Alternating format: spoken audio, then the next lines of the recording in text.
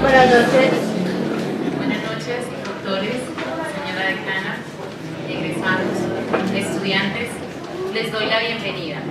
Mi nombre es Gloria Díaz, estudiante de noveno semestre de la Facultad de Contaduría Pública, y para mí es todo un orgullo hoy estar presentando y dándole inicio a esta ceremonia. Recordemos que este es un evento académico y se denomina Normas Internacionales de Auditoría NIC y Normas NIF, organizado por la Decanatura de Contaduría Pública y Oficina de Egresados. Vamos a presentarles la mesa directiva. Doctor Gerardino Vivas, rector egresado de la Corporación Universitaria Republicana. Doctor Alejandro Castillo Rivas, vicerrector académico de la Corporación Universitaria Republicana. Doctora María Cecilia Galindo, decana en la Facultad de Contaduría Pública. El doctor Percy Iván Aguilar Arrieta, nuestro invitado especial, contador público y auditor del Centro Universitario de Guatemala. Les vamos a pedir unas recomendaciones. En este momento nuestro celular lo vamos a colocar en modo vibración y por favor vamos a tener de comer, ya que por respeto de nuestros expositores. Gracias. Antes de hacer la apertura oficial, en este evento quiero aprovechar la oportunidad para darles un feliz día al contador. Aplausos para ustedes.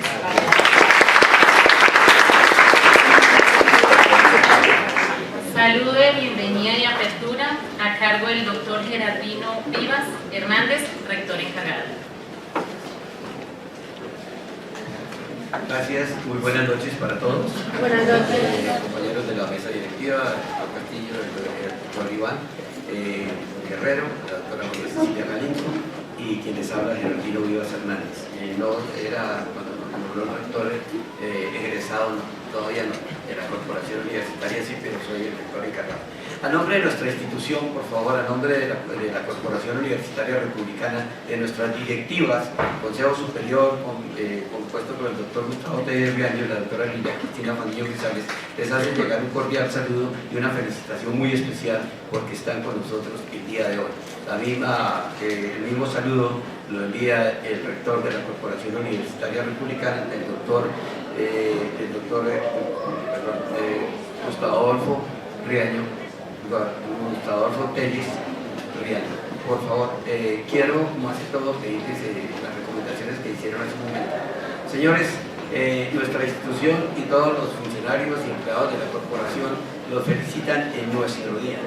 Señores futuros colegas, una felicitación muy especial porque a mucho honor soy contador y de los viejos contadores de este país, porque si miramos la tarjeta profesional, 2.695, llevo 300.000 tarjetas por encima, pero la única particularidad es que haber llevado con mucho cariño, con mucho honor y con la frente en alto, ser contador, revisor fiscal en este país. Por lo demás, bienvenidos, le agradecemos la visita de nuestro profesor invitado, el doctor Iván, y queremos que aprovechemos todos los conocimientos y todos los conocimientos que nos va a transmitir en el día de hoy. Quiero que le pongamos mucho cuidado, le pongamos mucho entusiasmo y que asimilemos toda esta serie de conocimientos que son importantes para nuestra carrera. Es nuestro día, estamos de fiesta, vamos a celebrarlo con mucho entusiasmo. Un aplauso para ustedes nuevamente y queremos que no sea un día más. Tengo el agrado de decirles que quiero a los últimos semestres verlos graduados. Antes decía quiero graduarlos, quiero verlos graduados. ¿Por qué razón? Porque lo más importante no es tampoco graduarnos, sino llevar muy en alto nuestra profesión. Porque recuerden ustedes que damos fe pública, ¿de acuerdo? Luego, en corto saludo, a nombre de la institución nuevamente quiero felicitarlos. Quiero decirles que esta es su casa y que tenemos que seguir adelante, llevar en alto esa impronta republicana que se llama Corporación Universitaria Republicana. Muchas gracias, bienvenidos y vamos a iniciar nuestra actividad.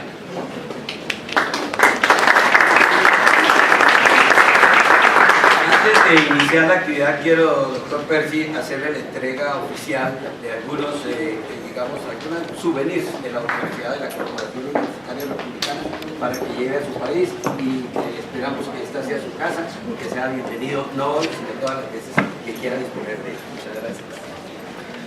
Un aplauso por ahí.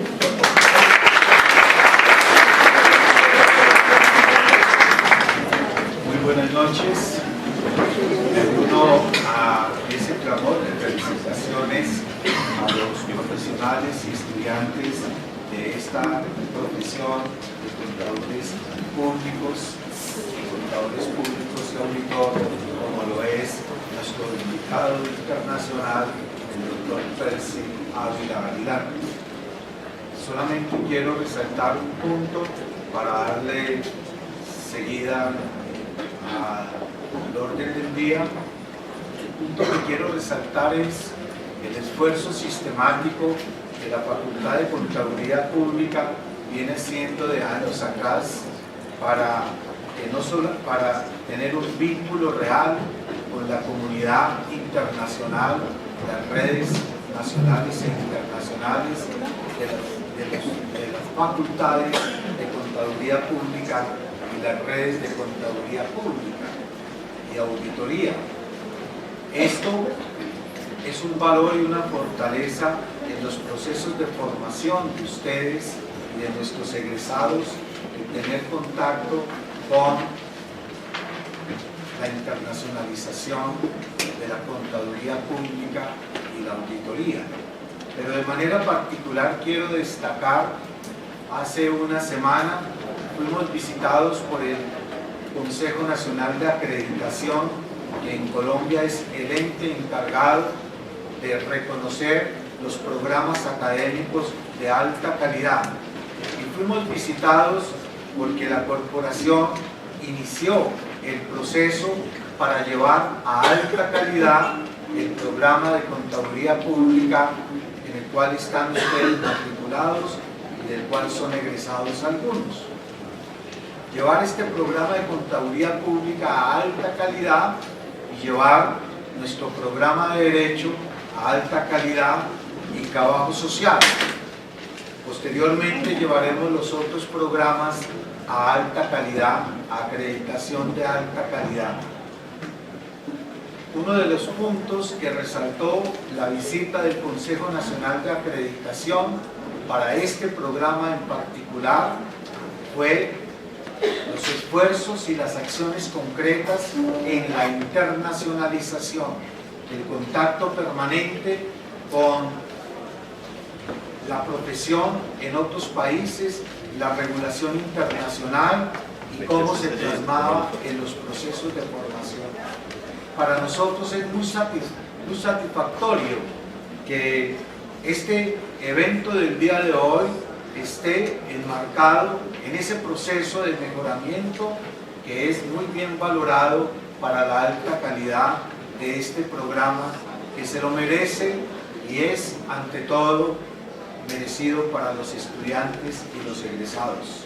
Muchas gracias y que continúe el orden del día.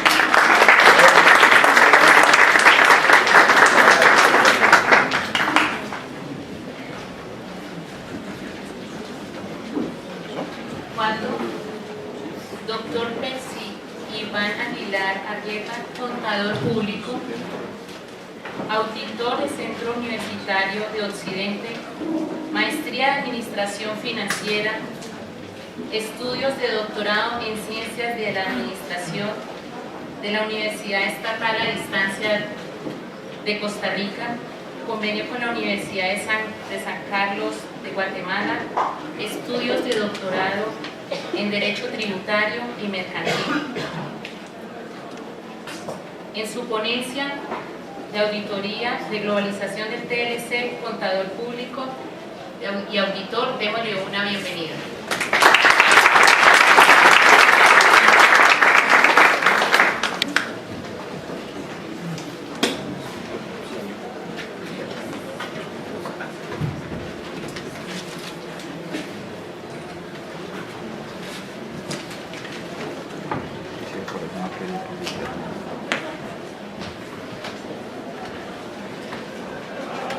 Bien, muy buenas noches a las autoridades de la Corporación Universitaria Republicana, a los profesores y a los más importantes, a los futuros contadores públicos, a los estudiantes, a quien siempre para mí es una alegría verlos, jóvenes así dinámicos. Muy buenas noches.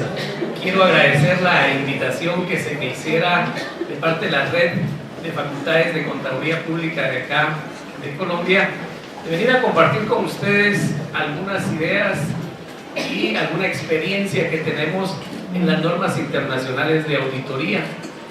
Pero fundamentalmente lo más importante es venir a compartir como seres humanos, todos con la visión que cada uno tenemos de hacer cada día mejor las cosas para que esto repercuta de alguna manera con que todos tengamos cada día mejores países a nivel de Latinoamérica. Nos parecemos tanto en lo bueno y nos parecemos también en lo malo, desafortunadamente. Tenemos muchas similitudes y la más importante que es el idioma, nos hace ser hermanos latinoamericanos. Muchas gracias por cómo me han atendido. Yo les agradezco mucho a las autoridades, a todos los que han estado en estos días y que hemos compartido en diferentes facultades, celebrando ese día tan importante como es el Día del Contador Público Colombiano. Realmente, cada vez que a mí me dicen feliz día también, porque soy contador público, pues a veces me siento orgulloso, pero tengo muy claro y me han explicado cómo es que surge esto del Día del Contador Público Colombiano en función de una lucha que hacen los contadores públicos nacionales en contra de las firmas internacionales que me dicen se estaban comiendo el pastel, como decimos en Guatemala. Se estaban quedando con todos los trabajos y al contador público nacional no le estaban dejando el lugar que se merece. Y esa es una lucha que hacemos en todos los países porque las firmas de alguna manera hacen eso, ¿verdad?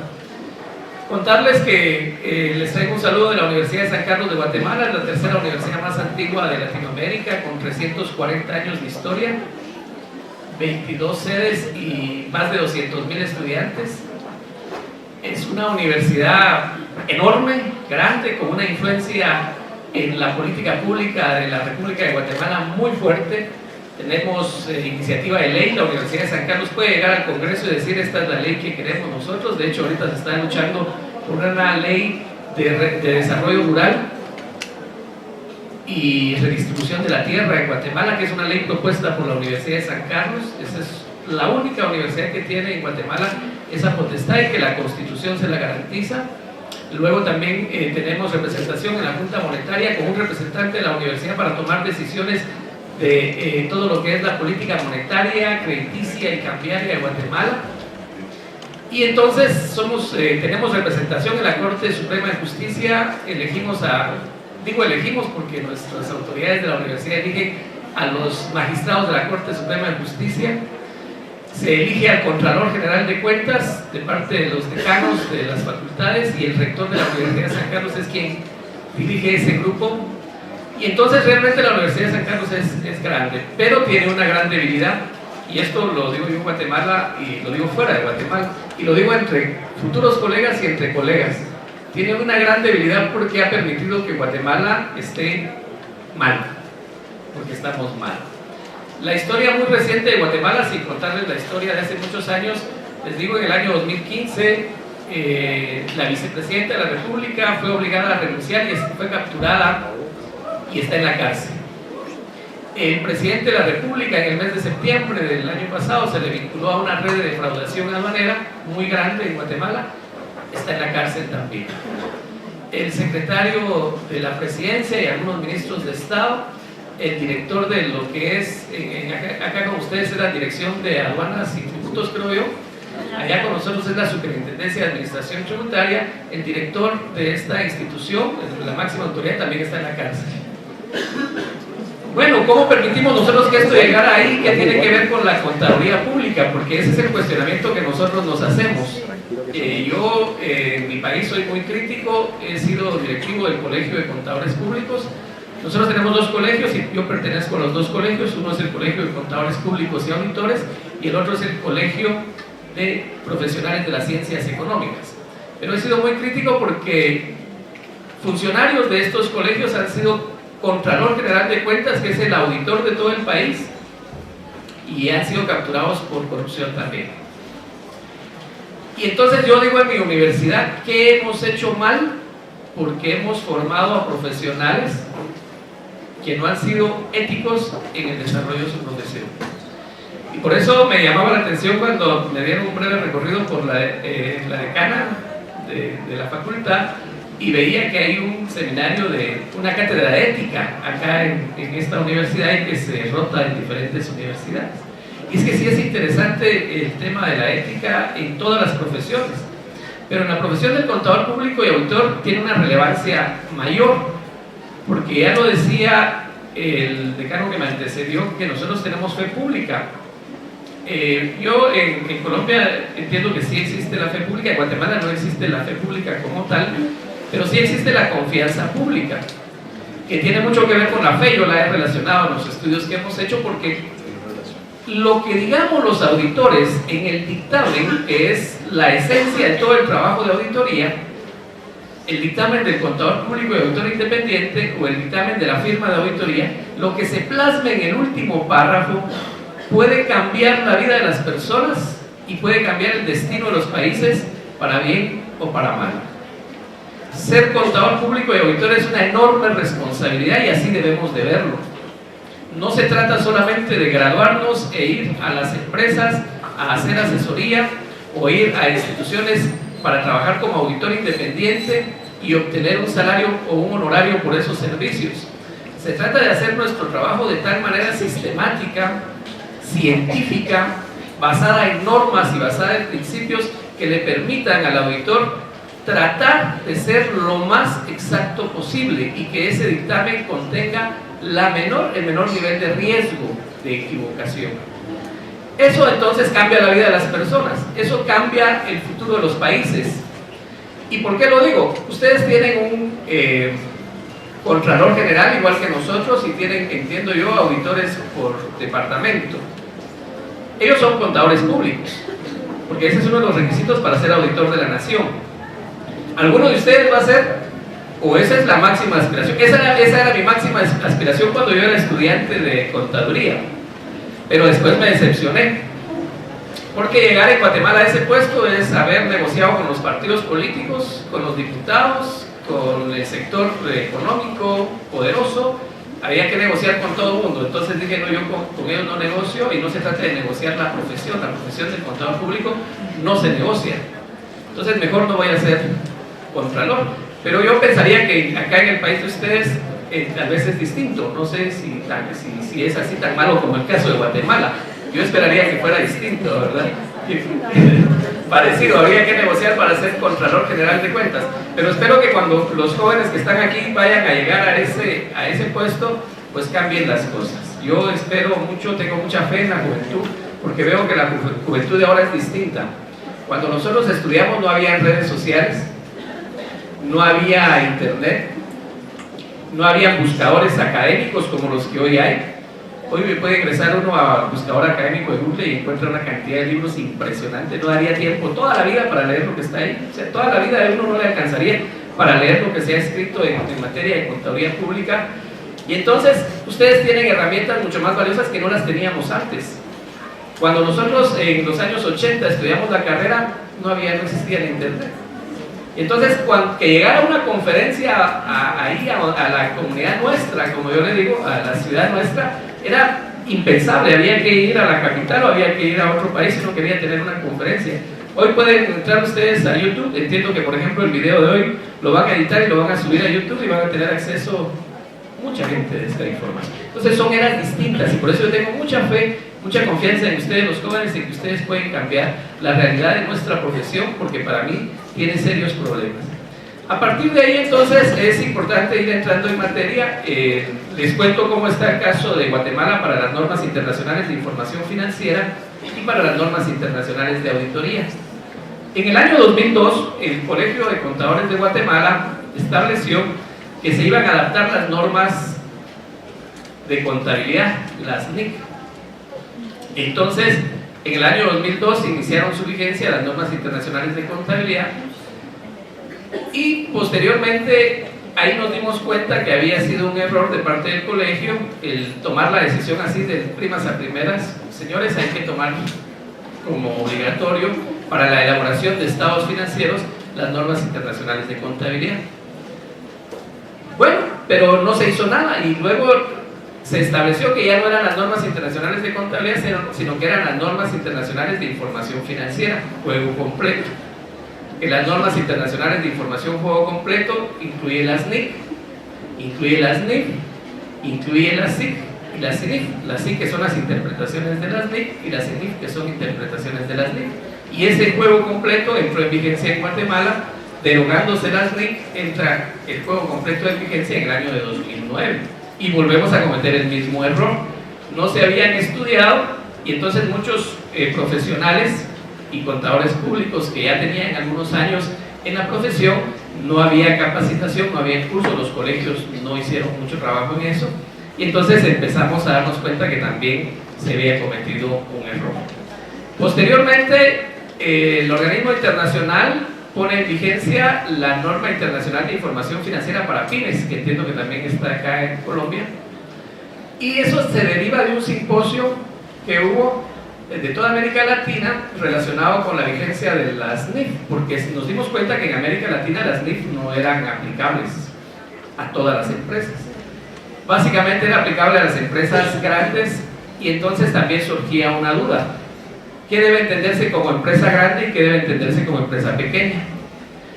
Y me parece muy interesante lo que el comité hace al momento de publicar la NIF para las pymes, porque la diferenciación entre una empresa grande que va a aplicar juego completo de normas es fundamentalmente si la empresa licita en una bolsa de valores, o sea, si la información es pública. Si no licita en una bolsa de valores, si la información no es pública, entonces le quedaría como opción aplicar la NIF para las pymes.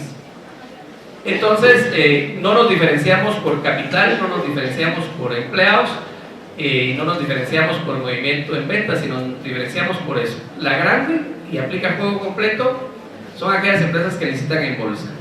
Todas las demás son las pequeñas y medianas que no licitan en bolsa. ¿Por qué? Porque las NIF tienen muchas regulaciones muy estrictas para su cumplimiento.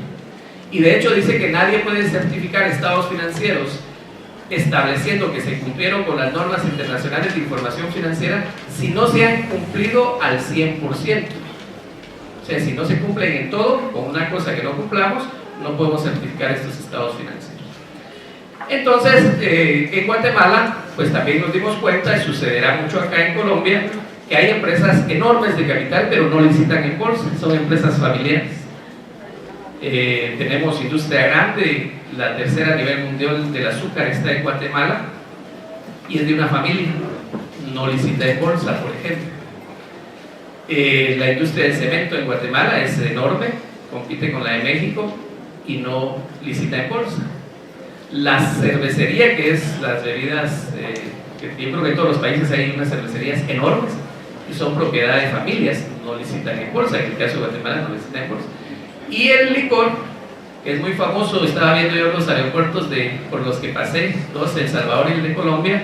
Hay un ron Zacapa que es fabricado en Guatemala, tiene la fama de ser el mejor ron del mundo, fabricado en Guatemala, es de una familia. Entonces se preguntaba a uno, yo como contador público, ¿voy a aplicar en estas grandes empresas la NIF juego completo o voy a aplicar la NIF para las pymes?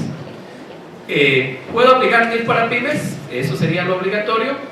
Y si lo considero prudente y me quiero adaptar al juego completo de NIF, entonces aplico las NIF. Eso es opcional, según lo establece el Comité de Normas a nivel internacional de IFAC. Entonces, eso es lo que actualmente tenemos en relación a NIF. Pero la charla que nos trae hoy es en relación a NIA, Normas Internacionales de Auditoría, que es decimos nosotros, si aplica NIF, se audita a través de NIA. Si aplica normas internacionales, porque en Guatemala también se da una característica que pasa en muchas empresas de Latinoamérica, que se aplican normas internacionales de Estados Unidos, los principios de contabilidad vigentes en Estados Unidos. Entonces hay que aplicar las normas de auditoría vigentes en Estados Unidos. ¿Y por qué sucede eso?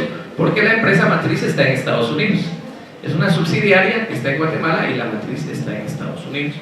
Entonces, También surgió el problema de que decíamos, bueno, y las que aplican NIF para pymes, ¿qué van a hacer? ¿Van a aplicar completas las NIA? Y ahí sí hubo una gran discusión a través del comité. Dijeron, no se pueden reducir, como se redujo las NIF, reducir la NIF para las pymes no se puede hacer, no se pueden reducir las NIE, pero sí se puede crear una guía para aplicar las NIA en pequeñas y medianas empresas, entendiendo a la pequeña y mediana empresa como aquella que no licita en bolsa, ¿verdad? Y entonces nos vino a facilitar la vida a los auditores que no trabajamos en firmas de auditoría. Ese es el escenario que nosotros tenemos en Guatemala. Por estar muy cerca de México, tenemos mucha relación y mucha influencia de México, y lógicamente tenemos mucha influencia de los Estados Unidos.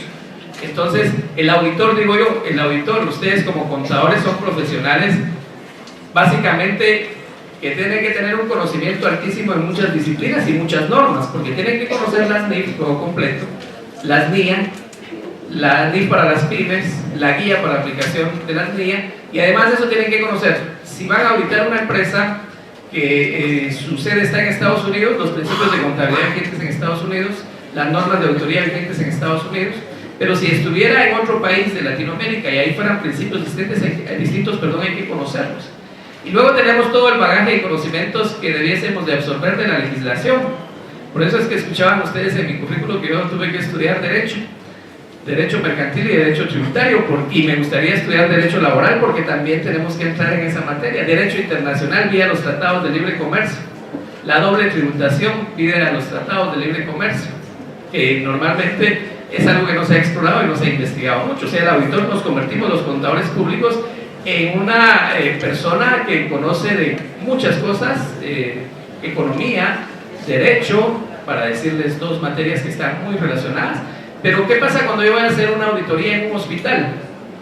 Tengo que entrar a conocer, por ejemplo, cuál es el producto que se vende en el servicio que se vende en este hospital y las leyes que regulan ese producto, que son leyes totalmente distintas.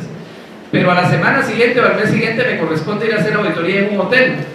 Entonces tengo que conocer las leyes de turismo que se tienen, la legislación tributaria para el tema del turismo, la regulación si el hotel es 2, 3, 4 estrellas, si hay una calidad y una certificación para eso. O sea que el auditor prácticamente tiene que ser una persona dispuesta a estudiar, estudiar, estudiar y morir estudiando.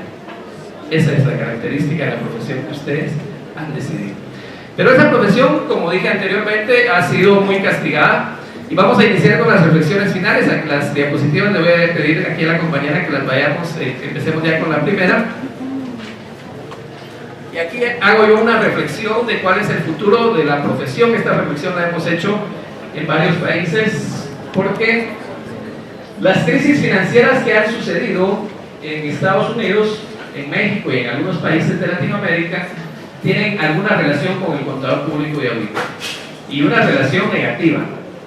Vuelvo a la reflexión porque, por ejemplo, ahí tenemos el ejemplo de Enron, una empresa de generación de electricidad en Estados Unidos, que en el año 98, junto con WorldCom, una empresa de tecnología, quebraron.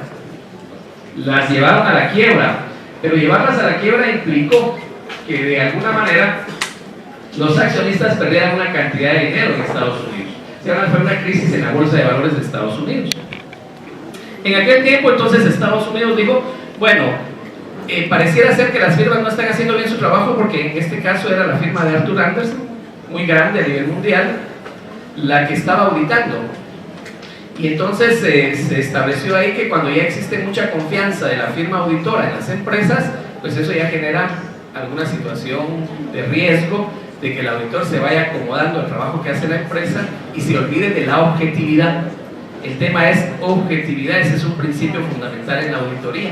Cuando nos acomodamos mucho a la empresa, nos conocemos mucho con los ejecutivos, cuando ya llevamos 3, 4 años con ellos discutiendo, hay que tener mucho cuidado, porque esa parte humana que es normal que exista de una relación de varios años, hay que aprender a separarla. Eso fue lo que no pasó en esta crisis financiera, y eso derivó una ley. Ustedes sabrán, la ley Sarbanes-Oxley, que lo que genera fundamentalmente es decir, las firmas de auditoría tienen que ser auditadas. Entonces ahí empieza ya una corriente de cuestionar a todas las firmas de auditoría, ya sea grandes o pequeñas, y quién las va a auditar. Ese es el primer cuestionamiento. que es un cuestionamiento que ustedes se lo podrían hacer, por ejemplo, al Estado, con el Contralor General de Cuentas del Estado. ¿Quién audita a la Contraloría General de Cuentas?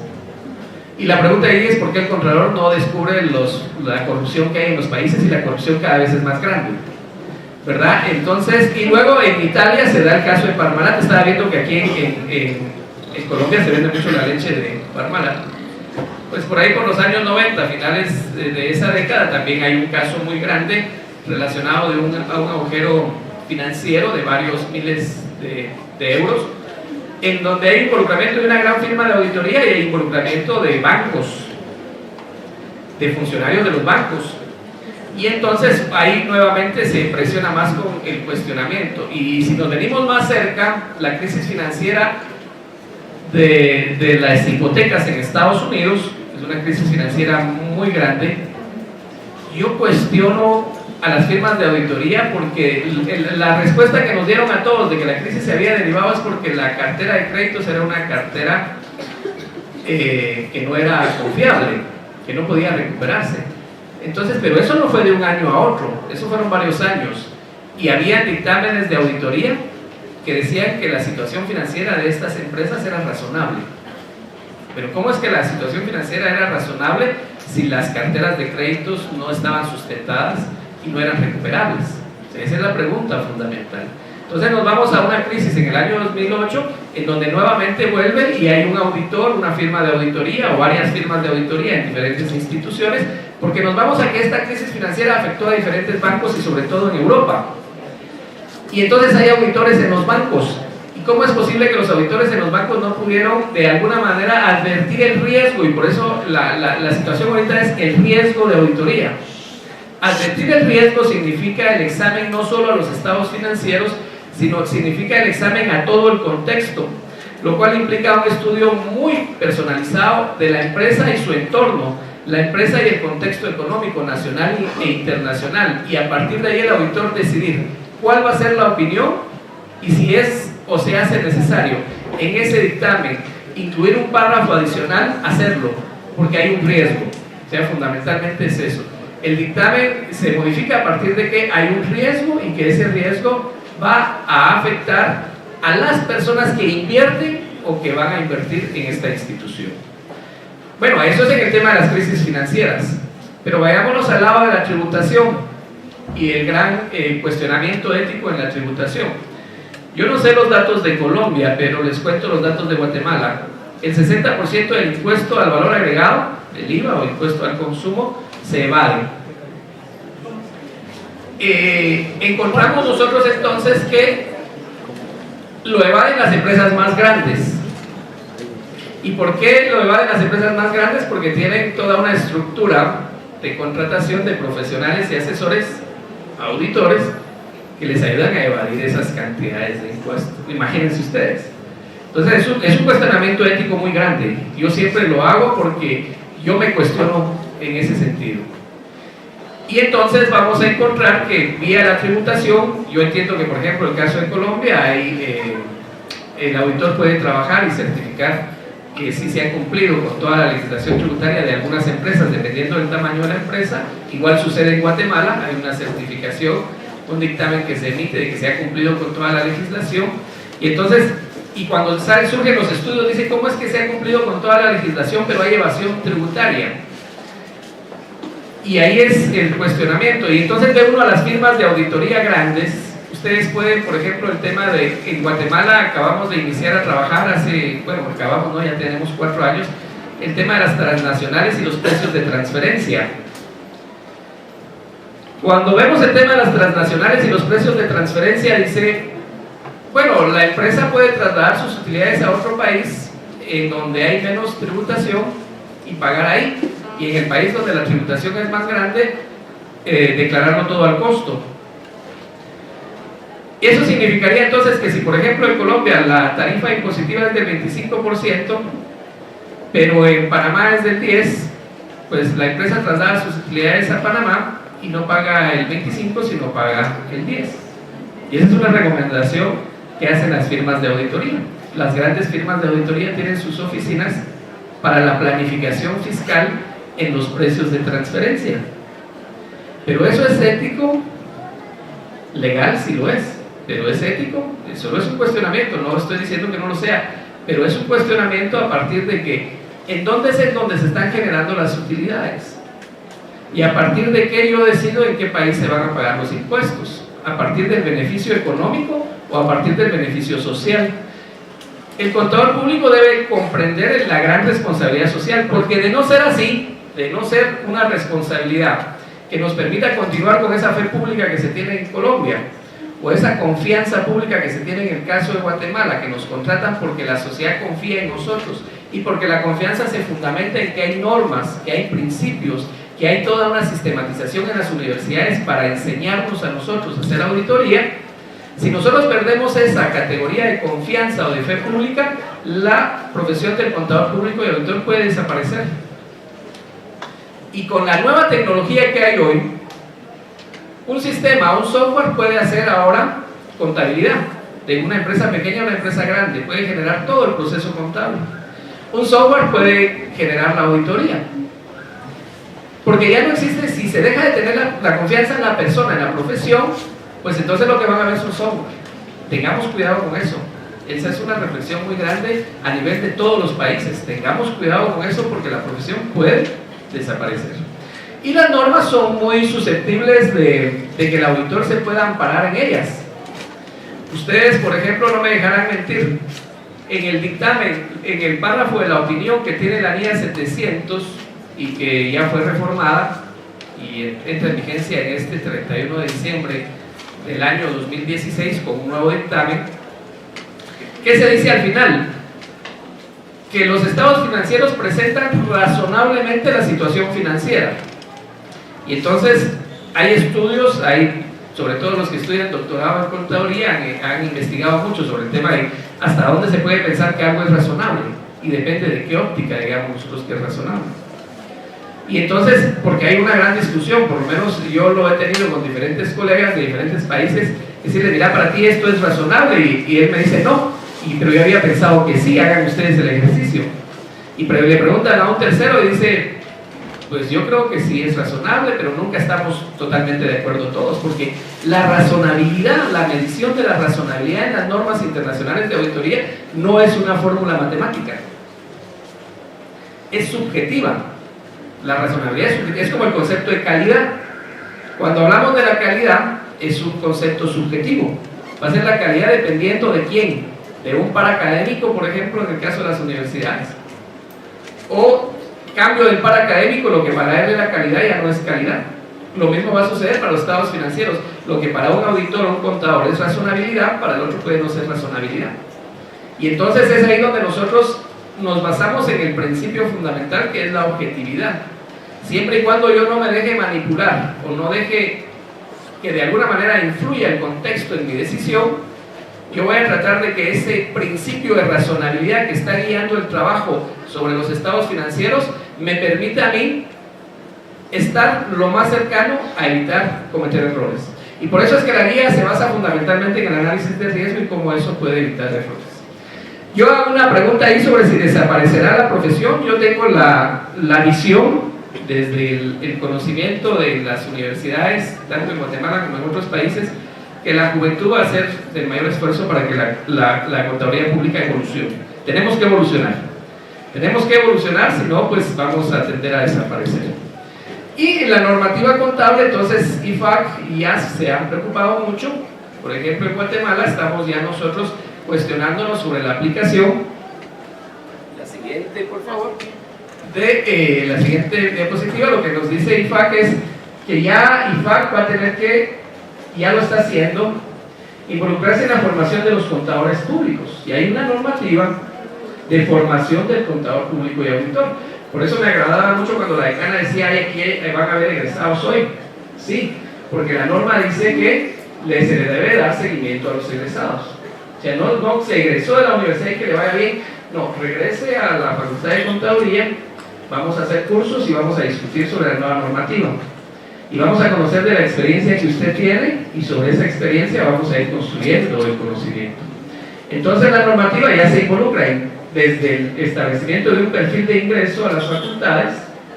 Todavía no está aplicable en las universidades de Guatemala porque es bastante reciente, pero ya estamos discutiendo sobre si la vamos a aplicar, y entonces la malla curricular de las carreras de auditoría de todas las universidades deberían de responder a esta normativa. Pudiese pensarse que eso no es correcto por los contextos, pero yo creería que por lo menos hay parámetros mínimos, no aplicar al 100%, pero sí hay parámetros mínimos que establece la norma y de ahí irle complementando con relación al contexto. Entonces hay un programa de formación en cuanto a los contenidos, qué contenidos deben haber en cada uno de los cursos, qué destrezas debe tener el estudiante de contaduría pública y qué valores. El tema de los valores es un tema complicadísimo. Yo, por ejemplo, en mi país le pregunto a los estudiantes de contaduría. El estudiante de contaduría debe ser desde muy joven, desde que inicia la carrera, una persona que demuestra honorabilidad y que como principio está el cumplimiento de la legislación de su país, como principio fundamental, velar por el cumplimiento de la legislación de su país. Entonces le hago la pregunta a mis estudiantes y le digo, ¿cuántos de ustedes han comprado películas piratas? Eso es incumplir a la legislación del país. ¿Cuántos de ustedes han bajado música de internet de sitios que no están autorizados? Eso es no cumplir con una legislación. Y más grave, ¿cuántos de ustedes han infringido una ley de tránsito? Yo aquí me paro porque aquí no me mira el policía y cuando me mire salgo corriendo, ¿verdad? Bueno, entonces cuando hacemos ese cuestionamiento decimos, sabemos muchos que hemos infringido la ley. Por eso les digo, el tema de los valores es bien complicado. O sea, uno debe empezar a comprender que debe de ser lo más honesto posible con su país, con su sociedad y con su contexto. Entonces, como característica fundamental para el auditor. Y entonces esos valores, ya también se dice cuáles debiesen ser los valores y cómo debiese ser la formación de los valores. Inclusive la norma nos dice los procesos de evaluación. Hay procesos de evaluación en donde hay universidades que es muy sencillo graduarse y hay universidades donde es muy fácil graduarse. Bueno, ni uno es malo, el que es fácil, ni el otro es bueno, donde es muy difícil. Lo que la norma dice, tiene que haber un equilibrio entre cómo van a graduar las universidades, de tal manera que no tengamos, como alguien pudiese decir, contadores públicos de primero, segundo y tercer nivel. Lo que debemos de tener son contadores públicos del mismo nivel. Entonces la norma busca fundamentalmente eso. Y las competencias de un auditor profesional, ¿verdad? Ya establece las competencias mínimas de un auditor profesional. Esa normativa, ya en el caso de Guatemala, ya se está implementando en las universidades para modificar las mallas curriculares y darle cumplimiento, porque el colegio ha dicho esto hay que aplicarlo. Entonces el colegio sí quiere tener mucha, mucha influencia en la formación de los contadores. Pero también está, en la siguiente diapositiva les presentamos lo que es la norma internacional de control de calidad, que por sus siglas en inglés es la ISQC 1, que lo que busca fundamentalmente es volver al cuestionamiento. Yo entiendo que, por ejemplo, aquí en Colombia, me estaba contando el día de ayer, había habido una situación con una empresa grande donde también está involucrada una gran firma de auditoría. Me dieron el nombre, pero yo no lo doy por ética, porque desconozco los detalles. Pero sí me dicen si hay una situación de un fraude y una firma grande de auditoría transnacional involucrada en esto, ¿verdad? Entonces, volvemos al cuestionamiento del año 98, al cuestionamiento del año 2008. Siempre las auditorías tienen que ser, las firmas de auditoría tienen que ser auditadas. Entonces lo que la norma busca es todavía no llegar a auditar, porque la mayoría de países está todavía iniciando con el proceso. Entonces lo que sí busca es que de alguna manera los dirigentes de las firmas lleven un control interno en la firma, porque fíjense lo paradigmático de esto. Y yo soy auditor y tengo mi firma de auditoría. Cuando se empezó con el cuestionamiento en los años 90, yo me hacía el mismo cuestionamiento. ¿Qué control llevo yo en mi firma?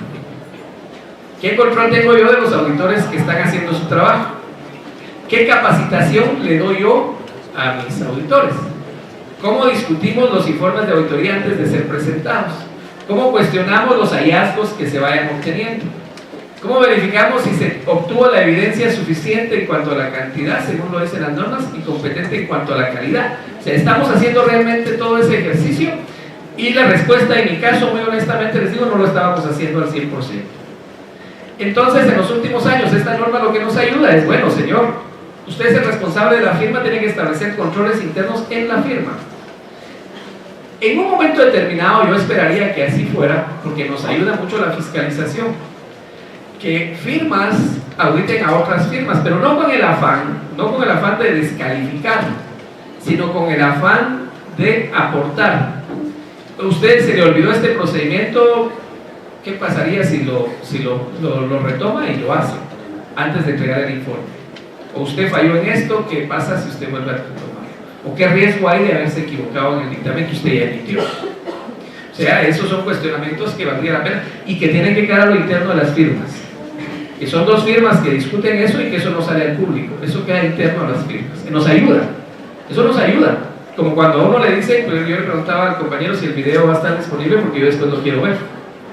Si hice bien mi trabajo, yo me autoevalúo. Pero qué bueno sería que alguien más lo vea, amigo, colega de Guatemala o de acá, del país, o amigos de México, y me digan, mira, fíjate que ahí te equivocaste. Bueno, todos estamos en una posición de autoevaluación, de autocrítica y de mejoramiento continuo, porque esa es la calidad. La calidad como concepto subjetivo es bien complicado, pero básicamente el compromiso es mejoramiento continuo a través de estudiar, leer y aprender. El otro tema que es importante que la norma tiene es el tema de los requisitos éticos de los funcionarios de la firma y de cada uno de los responsables del trabajo, que ya platicábamos de los requisitos éticos. La independencia. Y yo en América Latina tengo un cuestionamiento muy puntual al tema de la independencia. Cuando una persona no tiene los elementos mínimos económicos, difícilmente es independiente. Y me refiero a un ejemplo concreto, que es la pregunta que también yo hago en Guatemala. ¿Qué pasa si al despacho profesional de usted, señor auditor, se presenta un representante legal de una compañía cuyo capital tiene origen ilícito vía el crimen organizado?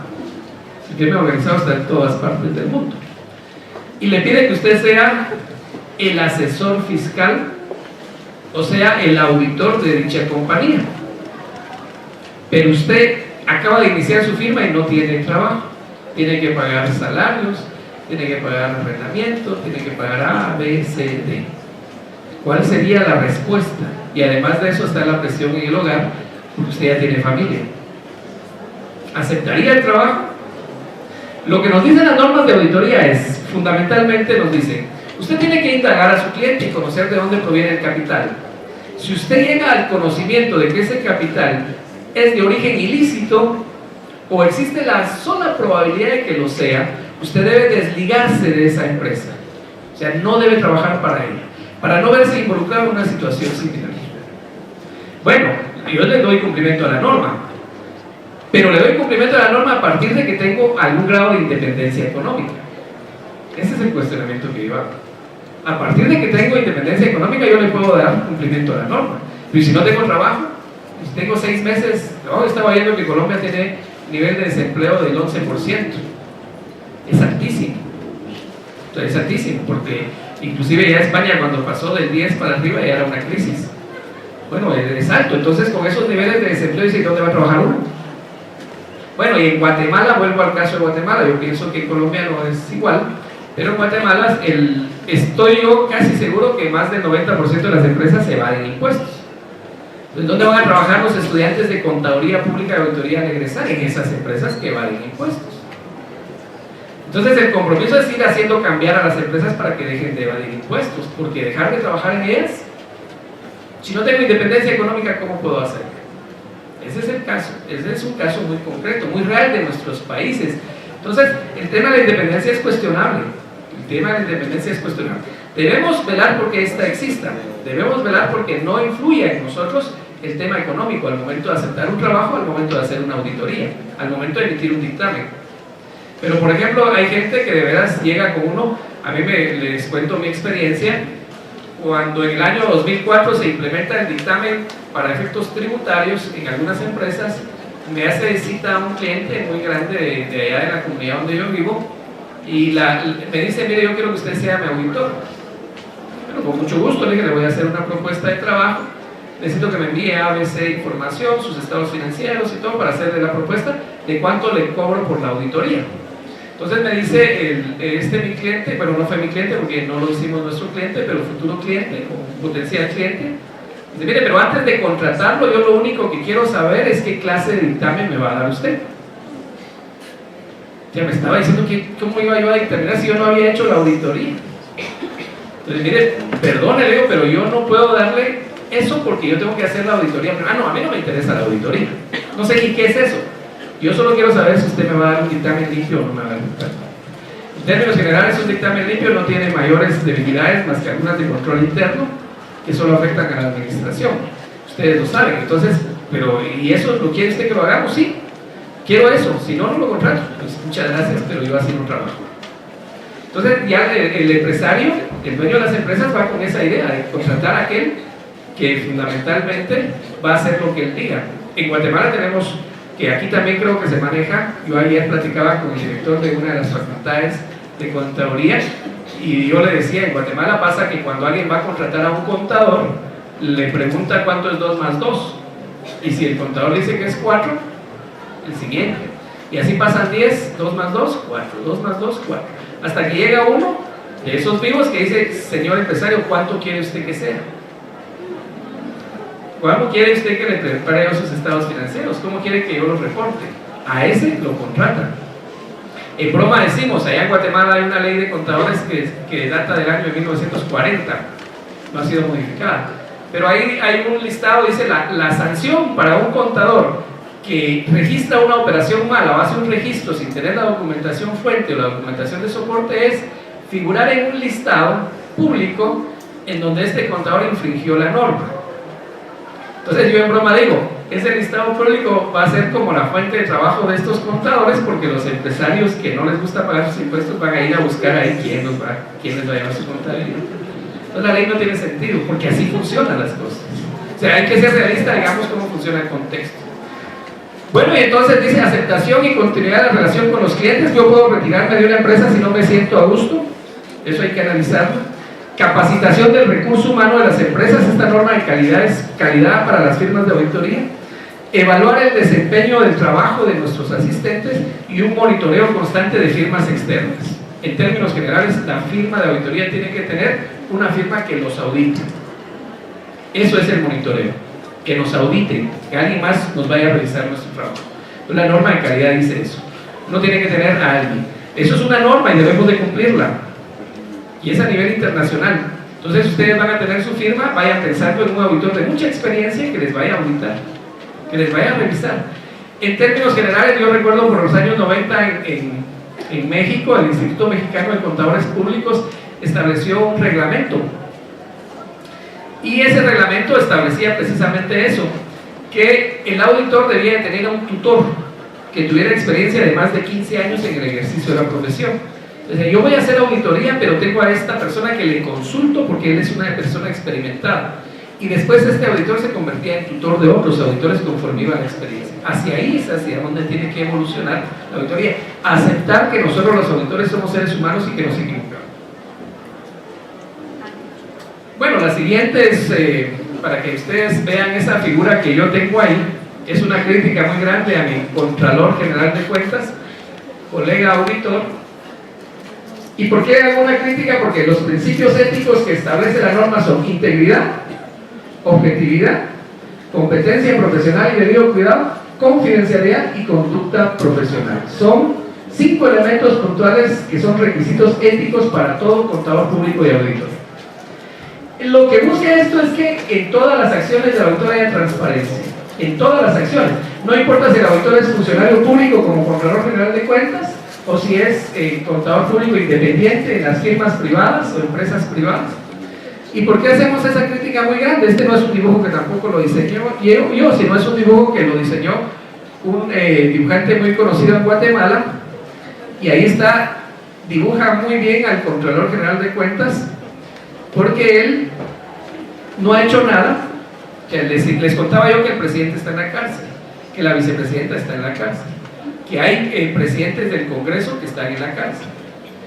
Pero lo emblemático del caso es, para este Contralor, es que le cuestiona a la prensa Porque el presidente del Congreso está en la cárcel porque se descubrió que habían plazas fantasma. Eso significó que la Comisión Internacional contra la Impunidad y el Ministerio Público descubrieron que había plazas fantasma. Entonces, con todos los fundamentos hicieron la denuncia y se fueron a traer al expresidente del Congreso siendo diputado, porque todavía era diputado en funciones.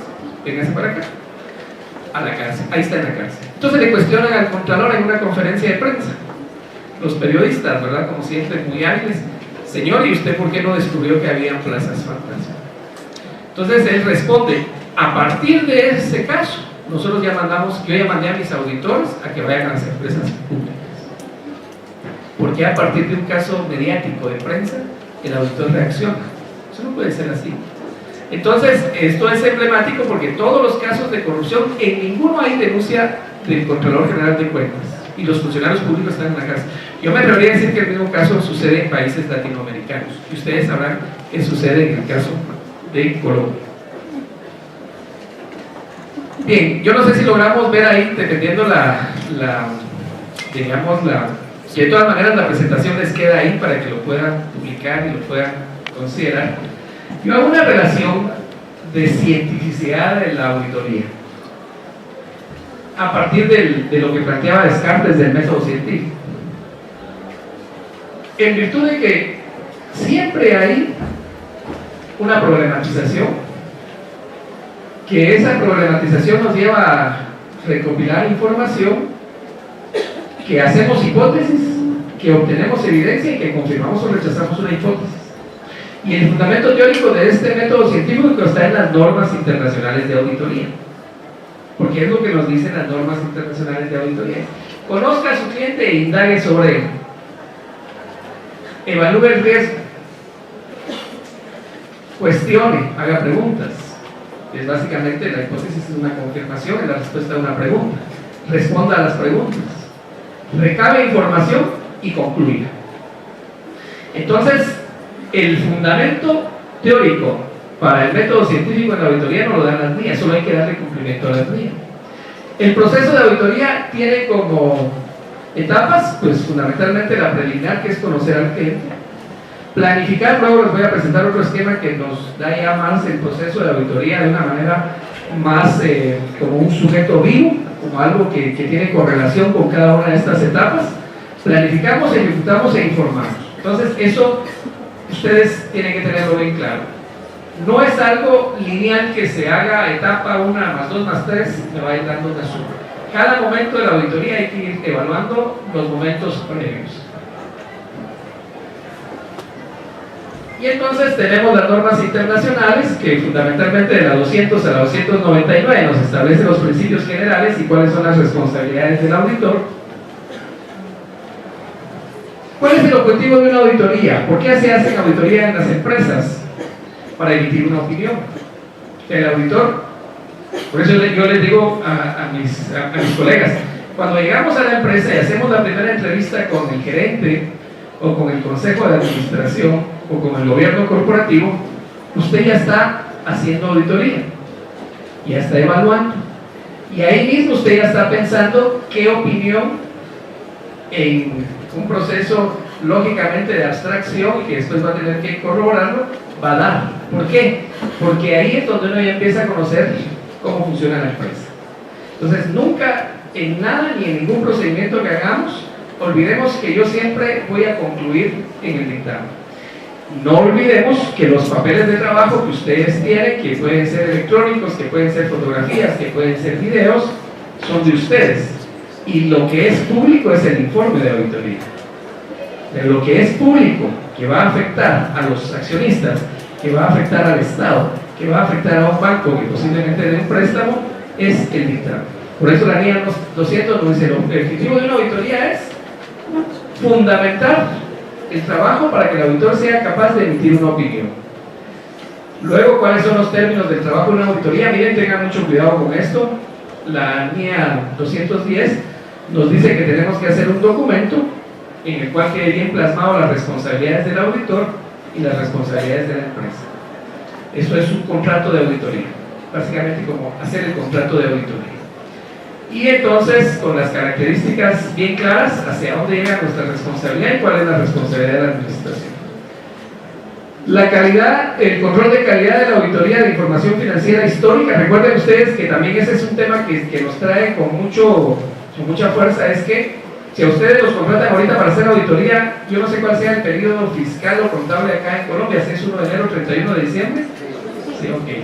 Los contratan a ustedes ahorita, en febrero, y les dicen necesito la auditoría. Ustedes van a ir a auditar historia. Y eso tiene de alguna manera sus connotaciones. Una de ellas es que ya algunas veces ya hasta los funcionarios cambiaron. El inventario, si no tuvieran ustedes la contratación antes del cierre de los estados financieros, ya no pueden ustedes observar la toma física del inventario. Los arqueos de caja ya no se pueden hacer porque ustedes están ahorita en febrero. Van a hacer arqueos de caja ahorita.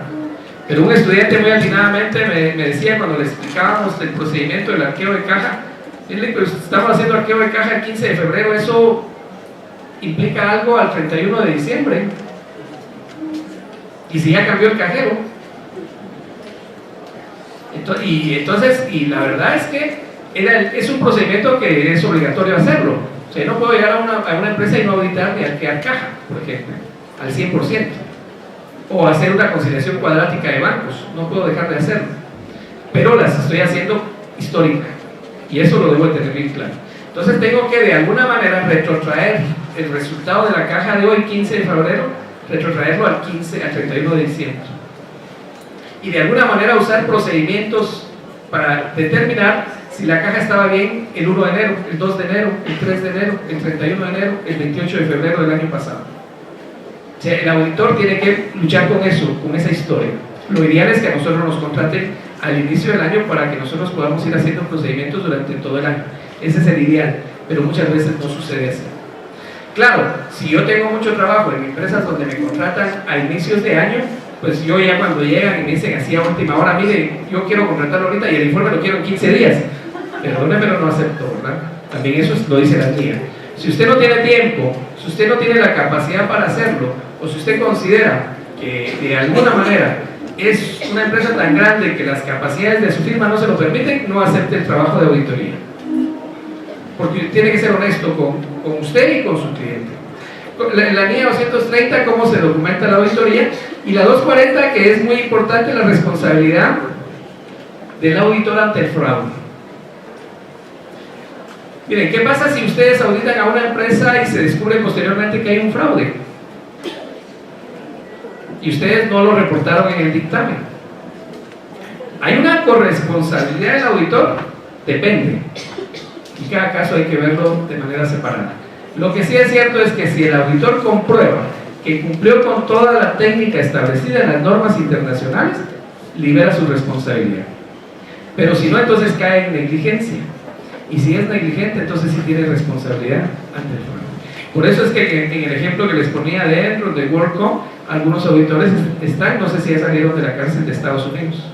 Ahí en esa pantalla había un caso del banco, un banco de Guatemala que se llamaba Bancafé, en donde también hubo un gran fraude y los auditores dictaminaron antes de que se cometiera el fraude que no había pasado nada.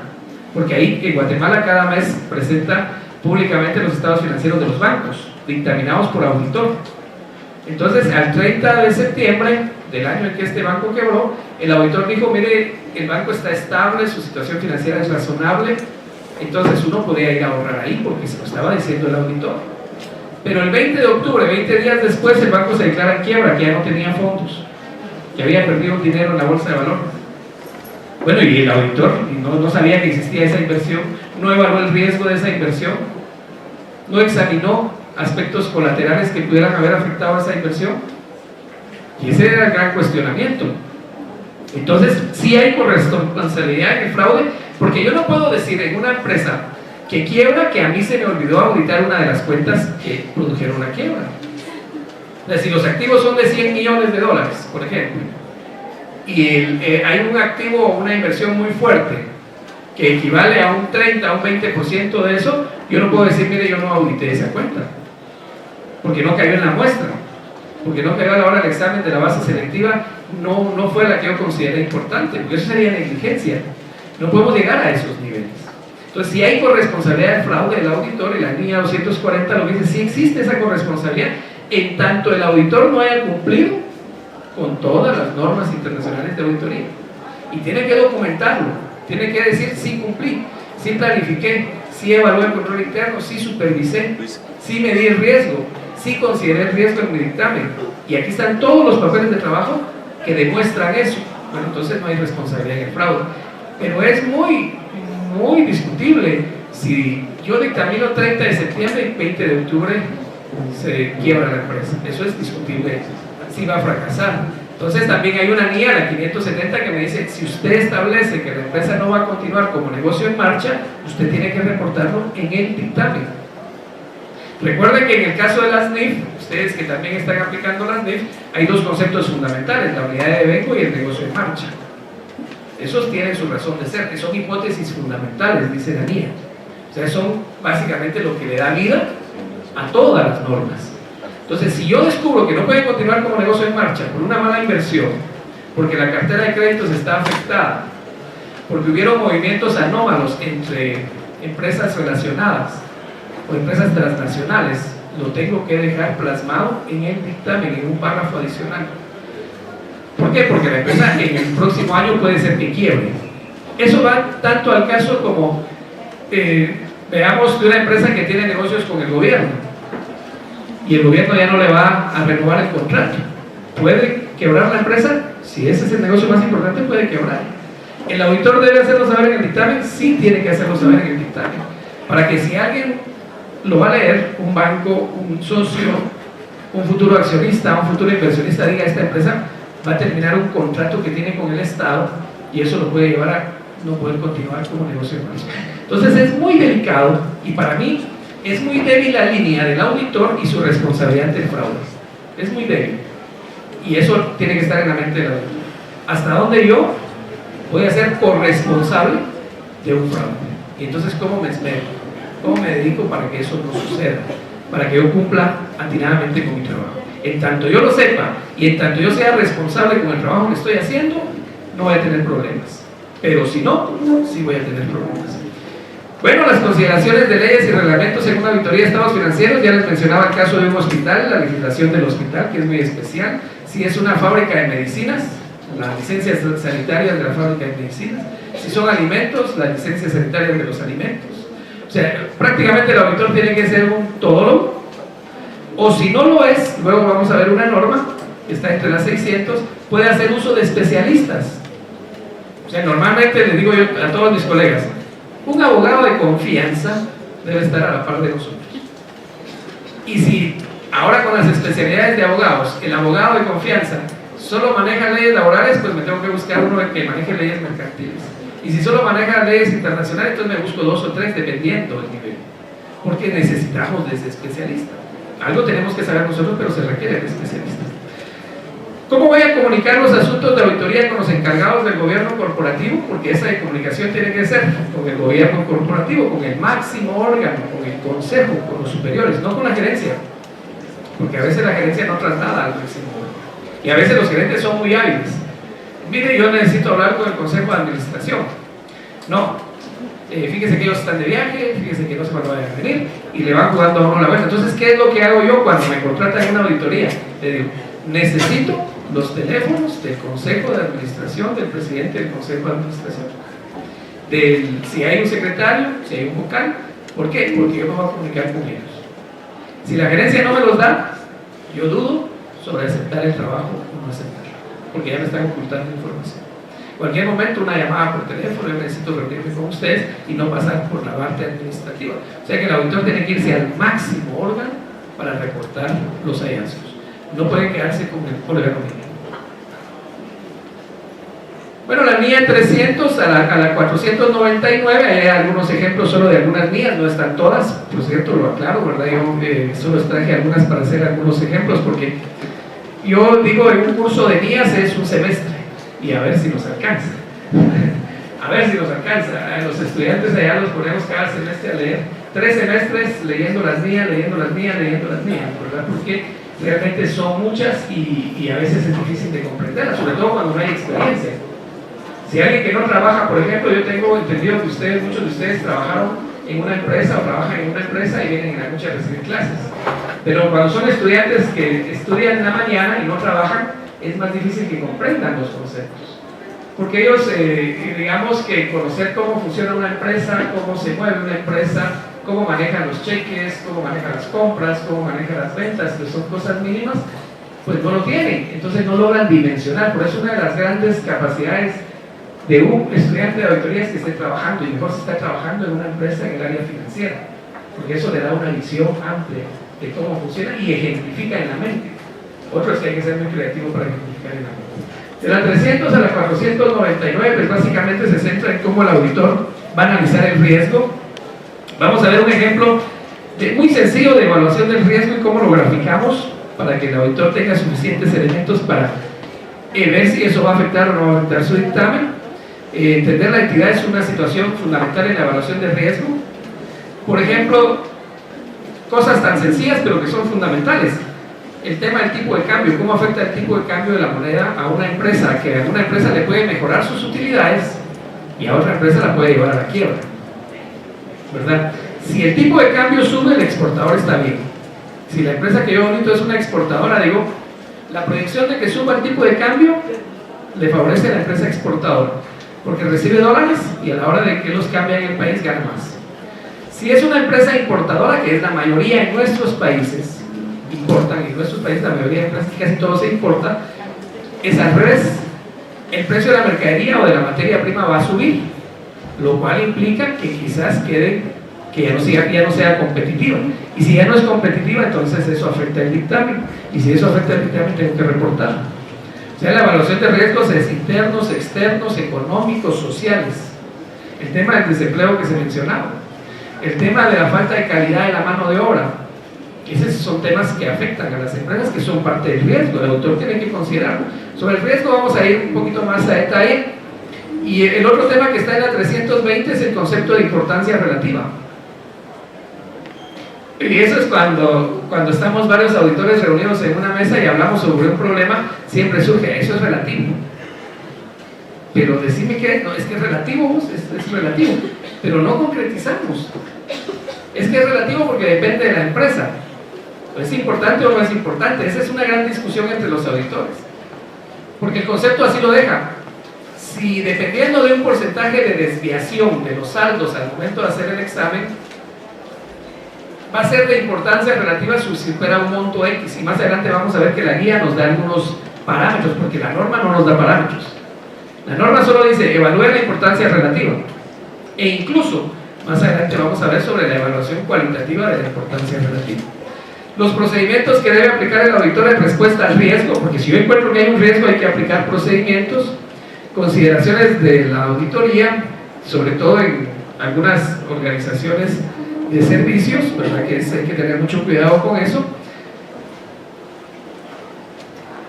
El tema de la evidencia, yo no sé cómo lo manejan en Colombia, pero hasta dónde la evidencia es suficiente en una auditoría.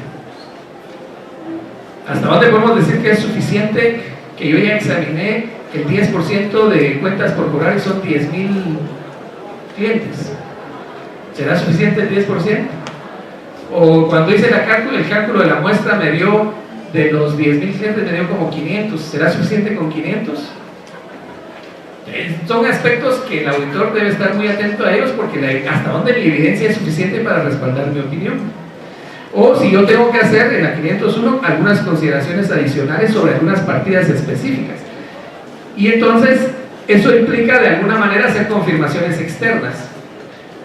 El principio de escepticismo de los auditores es que ustedes no crean lo que yo les estoy diciendo. Ayer me decía una estudiante en otra universidad, hicieron un sorteo y me dijeron, mire, háganos favor usted de decir un número, pero no lo diga, solo piénselo, y luego cuando los estudiantes digan el número, entonces le dan el premio.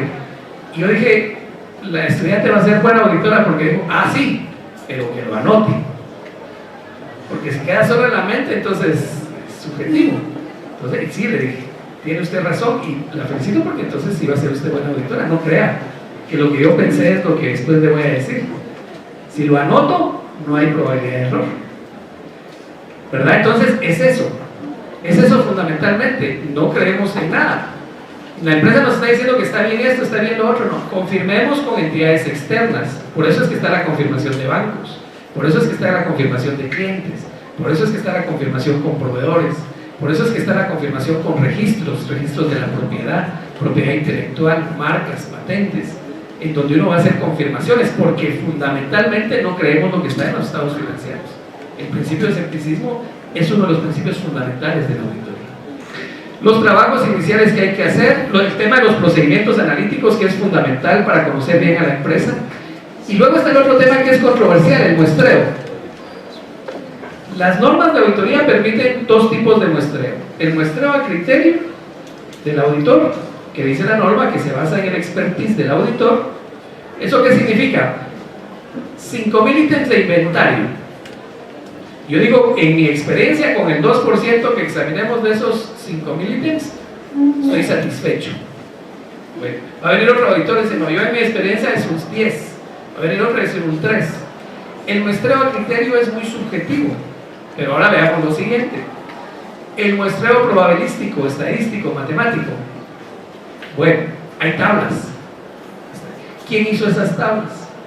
¿Cómo matemáticamente se construyeron esas tablas? La fórmula, ¿será que esa es la mejor fórmula? Y ahora veamos el otro problema.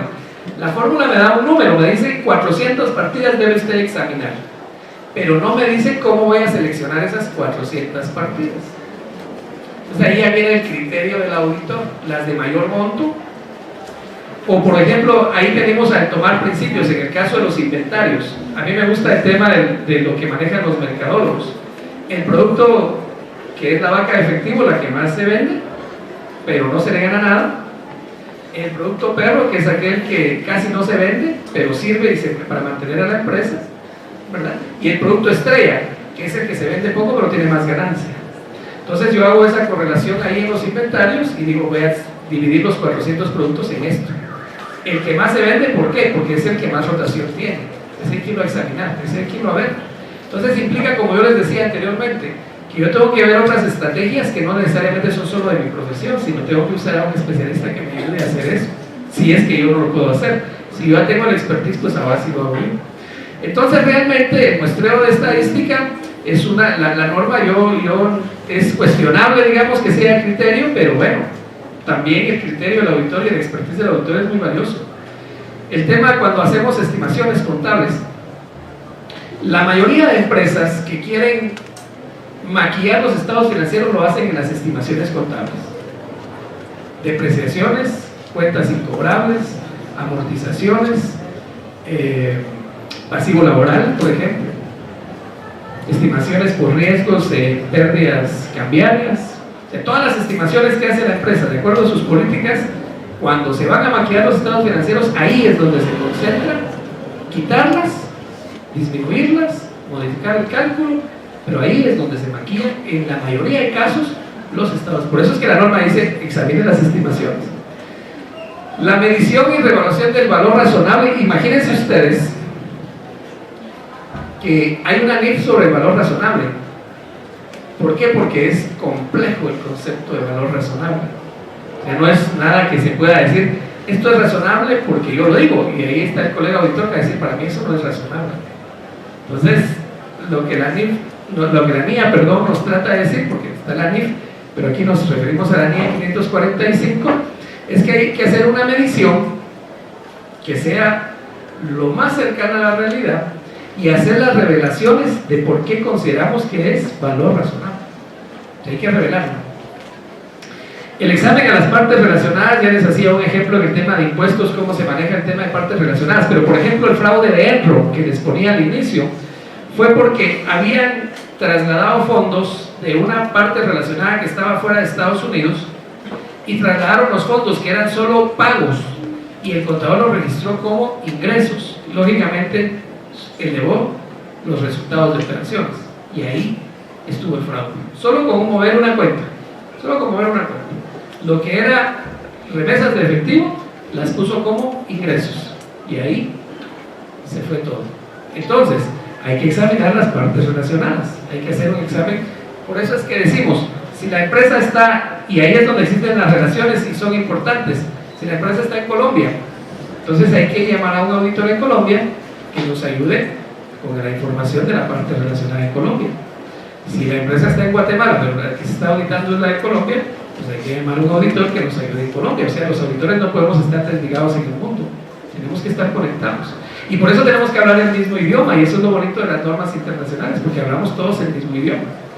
Entonces, si me va a decir, mira, revisa estimaciones, yo ya sé que me está diciendo que revise estimaciones, ¿verdad? Hacer un procedimiento de rastreo de traslados de fondos, yo sé que me está diciendo. O sea, ese lenguaje que es mundial nos ayuda bastante, ¿verdad? Partes relacionadas es importante, hechos posteriores al balance también hay que examinarlos, y ahí viene el tema de la NIA 570, negocio en marcha. Negocio en marcha es fundamental. Si la empresa va a quebrar o existe la posibilidad de quiebra, hay que tener mucho cuidado, mucho cuidado. Estoy viendo ahí porque ya los veo un poquito cansados, pero unos minutos más y terminamos, porque como les decía, yo vengo preparado para hablar toda la noche, pero uno se cansa después de 1 hora y media, ¿verdad? Ya empieza a cansarse. Entonces, yo puedo platicar toda la hora y media y no me aburro, pero los que me están oyendo sí llegan a dormirse incluso. Yo esperaría que no pasara eso. Entonces, el negocio en marcha lo que me dice es, si usted considera que la empresa no puede continuar como negocio en marcha, lo agrega en un párrafo del dictamen y dice su opinión en relación a esa continuidad de negocio en marcha, porque es una hipótesis fundamental de la contabilidad. Bueno, las representaciones de la administración, recordemos ustedes que la administración es la responsable de los estados financieros, entonces hace una serie de modificaciones a los estados financieros y eso hay que auditarlo. ¿Qué dijo el administrador? Que había que modificar una cuenta, hay que auditarlo. ¿Por qué el administrador está diciendo que hay que modificar una cuenta? ¿Y qué fundamento tiene? Y luego lo que yo les decía, de las 600 a las 700, el uso del trabajo de otro auditor.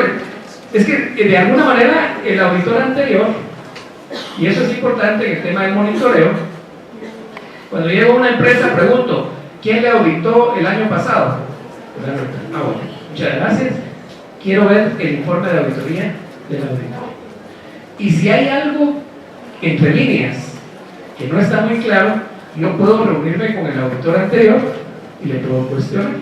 Puedo decir, mire señor auditor, sí, pues yo vengo en calidad de que me aclare este y este punto, cuáles fueron los riesgos acá, y la norma es lo que permite. O sea, no me va a decir otro auditor, yo no le doy nada de información, un momento, como tampoco yo se la puedo negar a otro. La norma permite esa comunicación con el auditor anterior y permite de alguna manera usar ese trabajo como inicio o partida del trabajo que vamos a hacer. Y el trabajo de la auditoría interna, que es fundamental. Aquí están los dos elementos del monitoreo en el tema del control interno: el trabajo del auditor externo anterior y el trabajo del auditor interno, que es el que está todos los días ahí. Entonces, una entrevista con él y que me presente o me dé copia de todos los informes de auditoría que presentó en el año 2015. Y el auditor los tiene que leer porque ahí hay hallazgos, hay cositas que quedan que le sirven como punto de partida al auditor para confirmar o para verificar o para medir. Y ahí está en la 620 lo que yo les decía. Bueno, pero si es una empresa siderúrgica, una industria de metal en donde ahí la evaluación del inventario, la evaluación de las estimaciones es muy compleja, pues contratemos a un experto. Si es una empresa de hidrocarburos en donde se evapora, o medicamentos que se evaporan, pues hay un experto que me diga cuál es el nivel de evaporación y cómo está registrado eso en la contabilidad, porque yo no voy a saber todo. Entonces podemos hacer uso del trabajo de un experto permitido por las normas. Y la siguiente, que estaríamos hablando de las 700 y la 800, que es el tema del dictamen de auditoría, ¿verdad? Que es lo que hemos ya venido platicando, en donde es el centro de todo. Básicamente el auditor, al momento de dar la fe pública que se mencionaba, es cuando firma los estados financieros porque fueron auditados y cuando dice que esos estados financieros no contienen errores en todos los aspectos importantes o que presentan razonablemente la situación financiera de la empresa. Entonces, ese es el centro de trabajo, eso es lo que cambia la vida de una persona. Cuando yo les mencionaba el caso del Banco de Guatemala, ¿por qué es paradigmático? Y porque yo lo discuto casi en todas las conferencias que doy de las normas. Porque el auditor dijo que todo estaba bien, pero había gente que había ahorrado su dinero ahí que se suicidó. Tenía millones. Gente que ya de cierta edad había ahorrado toda su vida, y hablo de 5 millones de quetzales, que es el equivalente a unos $400,000, por ejemplo. que para ellos era pensando en su retiro, si necesitaban mi dinero, pues. La gente se suicidó. Entonces yo siempre cuestiono, digo, si yo fuera el auditor sería responsable de una vida, y no fue una vida, fueron varias vidas. Ese es el cuestionamiento que siempre yo me lo hago y se lo hago a mis colegas. Cuando ustedes auditen, tengan cuidado, porque lo que ustedes dicen cuando se presentan ante la asamblea cambia la vida para bien o para mal de una persona. Entonces, cuidado con eso. El dictamen es fundamental. Bueno, lo del objetivo de auditoría ya lo veíamos, ¿verdad? Realizar una actividad de investigación. Por eso la cientificidad de la investigación y el método científico que plantea desde un punto de vista de René Descartes, que ya lo cuestionó Karl Popper, al decir de que hay ciertas cosas falsas en el método científico, que hay paradigmas de la investigación ahora con el pensamiento complejo y morir. O sea, todo ese tipo de cosas que se vienen dando, el auditor tiene que estar consciente de ellos, porque estamos hablando de investigación. O sea, somos expertos en investigación. O sea, no olvidemos eso, somos expertos en investigación. Y sobre esa base hay que trabajar. Y el control interno que se define a través de la guía, que es como un proceso diseñado y efectuado porque tienen a cargo el gobierno, la administración y otro personal. Y que tiene la intención de dar seguridad razonable a la información financiera. O sea, ¿por qué se implementa control interno? Porque al final lo que se quiere es que la información financiera sea razonablemente cierta, 99.9 de verdad. Y 99.9 de verdad no va a cambiar la vida de nadie. Si son 100 millones de quetzales, si hay .001 de error, es corregible. Y hacia ahí tiene que ir el autor. Pensar en que va a ser 100% seguro tampoco, ¿verdad? Por otro lado, acá contarles en el tema del riesgo, hay que verlo desde dos perspectivas, y así nos lo menciona la norma, las normas en general. El riesgo que asume el auditor al emitir su opinión, ese es un riesgo, el riesgo de auditoría. Es el riesgo que asumimos cuando decimos aquí están bien y posiblemente no estén bien. Pero ¿cómo hago yo para aceptar ese riesgo? Porque previamente yo evalué el control interno, evalué, y ahí voy al otro riesgo, el efecto de la gestión del riesgo de la administración. ¿Cómo la administración gestiona el riesgo? ¿Cómo la administración evalúa el riesgo? ¿Y qué toma en cuenta la administración para evitar el impacto del riesgo? Porque todo riesgo puede tener un impacto, ¿verdad? El tema de lo que ustedes están viviendo hoy con el tema de la caída del precio del petróleo, que paradójicamente mientras unos sufren otros bailan, porque para ustedes está mal que haya bajado el precio del petróleo y para países que no son productores de petróleo está muy bien que haya bajado el precio. Y luego cuando suba va a estar bien para ustedes y va a haber por otro lado problemas, pero así funciona el sistema. O sea, esa equidad, esa justicia del sistema es cuestionable. Pero en este sentido lo que yo estoy diciendo acá es, si una persona que administra una empresa sabe que hay un riesgo en la caída del precio del dólar, tiene que tomar medidas para evitar el impacto. Entonces el autor le dice, ¿qué medidas está tomando usted para evitar el impacto? Y evalúa esas medidas. Ahí está evaluando el control interno. Si las medidas son acertadas a criterio del auditor, el riesgo de él se disminuye. ¿Qué quiero decir con esto? Entre mejor trabajo haga la administración para gestionar el riesgo, menor nivel de riesgo hay para el auditor de equivocarse. Entre más mal trabajo haga la administración al momento de no gestionar o no hacer nada en los impactos de riesgo, mayor posibilidades de error hay del auditor. Y ahí es donde el auditor tiene que evaluar en una balanza. Bien, ahí está el esquema que les contaba. Todo se centra en el dictamen, la auditoría, todo se centra en el dictamen. Desde que me dicen, mire, señor auditor, necesitamos que nos haga una propuesta de auditoría, yo estoy indagando. ¿Quién es la empresa? ¿A qué se dedica? ¿Quiénes son sus empleados? ¿Quiénes son los socios?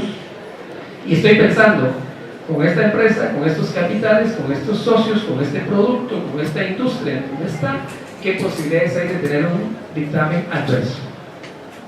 Desde el primer momento. Es más, el dictamen es adverso hasta que me compruebe lo contrario y vuelvo al escepticismo. La empresa está haciendo malas cosas hasta que yo compruebe con mi trabajo que las está haciendo bien. Que vamos siempre que escépticos, no queremos todo. Indago, planifico.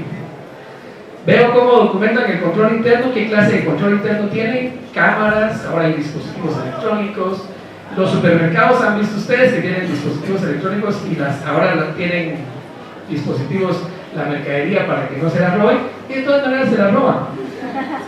Sí, hagan ustedes auditoría en un inventario de un supermercado y por lo menos del 1 al 2% hay de robo con esos dispositivos.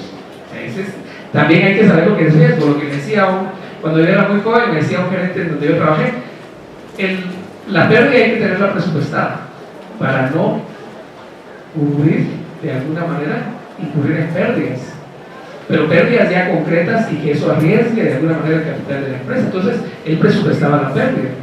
Entonces cuando llegábamos nosotros como auditores, mira, esto, sí, ya lo tengo contemplado, esto y esto hemos hecho, entonces decía, bueno, pues está bien, la empresa no va a quebrar porque ya lo tiene presupuestado. Conoce su negocio, conoce su empresa, toma medidas. Documento de control interno, luego hago planeación, continúo la planeación. La planeación es de doble vía. O sea, la planificación en términos generales, lo que trato de decir yo acá con esta gráfica es que constantemente se va modificando. Constantemente indago, planifico. Documento de control interno, modifico planificación. Procedimientos de recorrido que se derivan de una evaluación del control interno. El control interno dice la norma: se hace un estudio de evaluación del control interno para determinar naturaleza, tipo de pruebas, alcance, cantidad de pruebas y oportunidad, en qué momento hay que hacer las pruebas, que es lo que tenemos ahí como procedimientos de recorrido. Eso modifica el plan. Vamos otra vez al plan en función al riesgo de fraude. ¿Qué posibilidad de fraude hay acá? ¿Qué riesgo hay de que la empresa, la gerencia, un empleado de bajo rango, un empleado de nivel medio, está haciendo un fraude, está usando los recursos de la empresa de manera indebida? Hago la evaluación del riesgo y planifico y vuelvo a indagar, y planifico y vuelvo a indagar, y todo se concentra en el dictamen. En términos generales, la auditoría la cierro cuando me siento lo más satisfecho posible, pero nunca puedo pensar que estoy totalmente satisfecho del trabajo que hice. Nunca. Siempre está esa duda. Pude haber revisado más, quedó algo en el tintero que debía de haber revisado. Bueno, y si hay duda, regreso. Las normas también permiten. Regreso, y si es muy grave, puedo modificar el dictamen. Por supuesto que las normas permiten modificar el dictamen. Claro que ya no es muy prudente hacerlo, por eso hay que quedar satisfecho 100%, pero yo por lo menos nunca quedo satisfecho. 90, 95, se pudieron haber hecho más procedimientos, sí, el tiempo, esto y lo otro, pero ¿qué tan relevantes son en mi dictamen? Bueno, lo que dije de indagación está aquí en esta presentación, ya lo tienen ustedes ahí, lo pueden ver, indagar, ver al cliente, obtener información. Solo me voy al último punto de esta indagación de auditoría. Cuestione a la administración respecto de las debilidades y contradicciones. Yo entiendo esto en la norma que me dice: cuando usted vaya con la administración, ya sea del departamento, de un área, de una empresa, pregunte, y cuando él le diga que sí lo está haciendo, cuestione cómo lo está haciendo y ponga la atención de cómo le responde. Si duda en la respuesta, si de alguna manera hace algún gesto que da la idea de que está mintiendo, por eso es que el auditor tiene que conocer sobre comportamiento humano. Miren, hay personas que cuando cometen una falta les sudan las manos increíblemente. Pero hay personas que lo hacen solo por nervios, y ahí también debemos de tener el equilibrio. Pero ya me da duda. Si yo me despido de la persona que estoy entrevistando y veo que está con las manos frías y sudorosas, auditor, indague, profundice. Puede ser que haya algo malo. Si no lo hay, pues ni modo. Usted indagó, usted profundizó. Porque también hay personas que tienen ese problema y se ponen muy nerviosos, ¿verdad? Pero ya es un antecedente. Ese es solo un ejemplo. Les digo, hay una serie de cantidades de ejemplos que en los libros de psicología están. Y si hay una conferencia, yo siempre les digo a los estudiantes, si van a ir a una conferencia de cómo se comporta el ser humano cuando está mintiendo, cuando está engañando, cuando no está diciendo la verdad, cuando está ocultando, vayan, porque en serio les sirve cuando uno entrevista a la persona. La entrevista es fundamental, ¿no? Y de hecho la entrevista es el elemento fundamental para evaluar el control interno. Esa es la herramienta más importante para evaluar el control interno. Por eso es que es tan útil. Yo he visto algunos auditores, sobre todo cuando a mí me hacen auditoría, porque soy funcionario de la Universidad de San Carlos, llega el auditor interno. y me dice, cuando yo llego, me dice mi asistente, le dejaron este cuestionario de la auditoría interna. No puedo yo con el auditor regañarlo, porque el trabajo es que él se siente conmigo y me entrevista. Ese es el trabajo. No, si él se lo dejó aquí para que usted lo llene.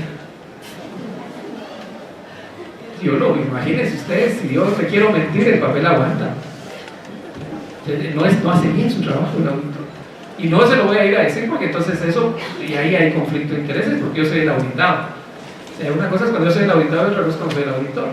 Pero como uno entiende la auditoría, se da cuenta de que no es así como tienen que funcionar las cosas. ¿Ves? Cuando lo auditan a uno, por ejemplo. ¿Cuáles son los procedimientos de valoración del riesgo? Indagar a la administración, hacer procedimientos analíticos, observar e inspeccionar. Y vean, el tema de la observación es el uso de los 5 sentidos y el 6º sentido que existe, la percepción.